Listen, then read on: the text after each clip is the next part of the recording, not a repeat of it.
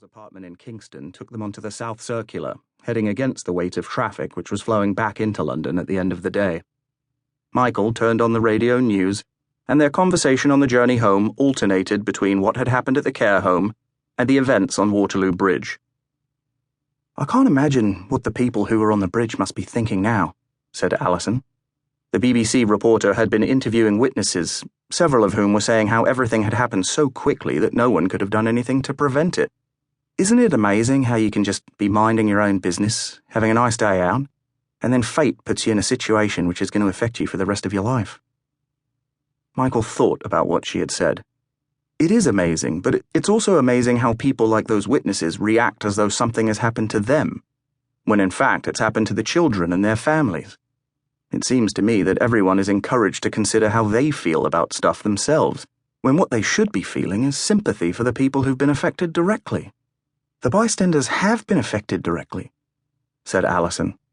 Her reaction seemed to Michael to be more vehement than the situation justified. Everyone they ever meet from this day onwards will have in the back of their minds the question why they didn't act more quickly to stop what was happening. And despite what they're saying right now, they'll also be asking themselves every day of their lives whether they could have done more to prevent it. What happened today will affect them forever. And all because chance put them in the wrong place at the wrong time.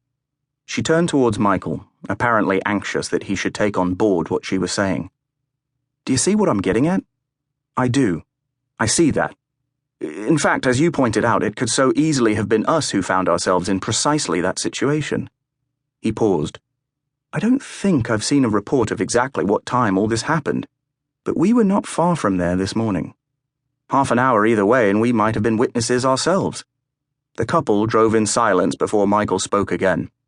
"I wonder if what the doctor said might be true. That Rose had been watching the news reports before we got there and was traumatized. I've never seen her like that. It was shocking."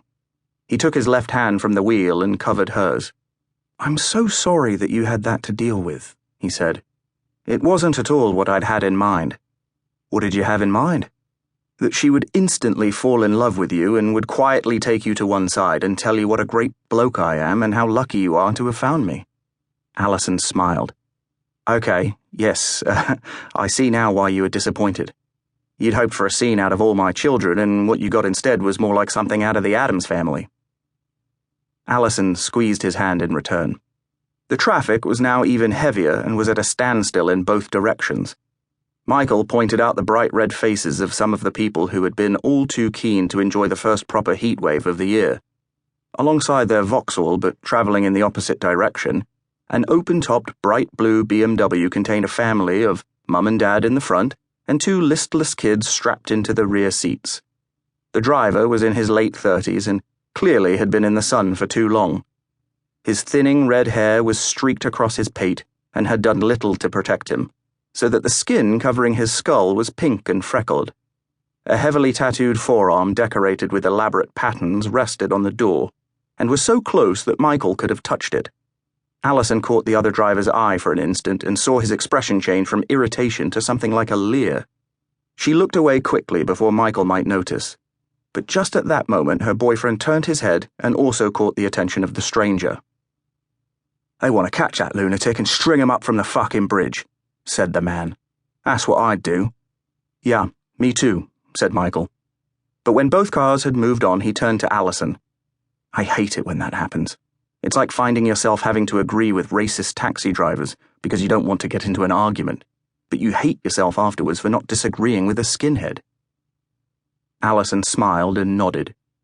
It was the kind of remark which had attracted her to Michael in the first place, and as they drove along slowly and in silence, she thought about how she had been drawn to him from their very first meeting just 2 months earlier in a wine bar in Brighton. Alison had been on a rare evening out with colleagues from the local travel agency where she had worked since her return from Australia. Michael had come down from London for a stag weekend with a few friends from the TV post-production house where he was a runner. Her attention had been drawn in his direction by the irritating noise of their partying, and one of the women from her own group had suggested that they should make a complaint. But Alison and Michael exchanged glances, and both felt the same tug on an invisible string. He found a reason to break away from his friends, leaving them to continue their adventure into oblivion.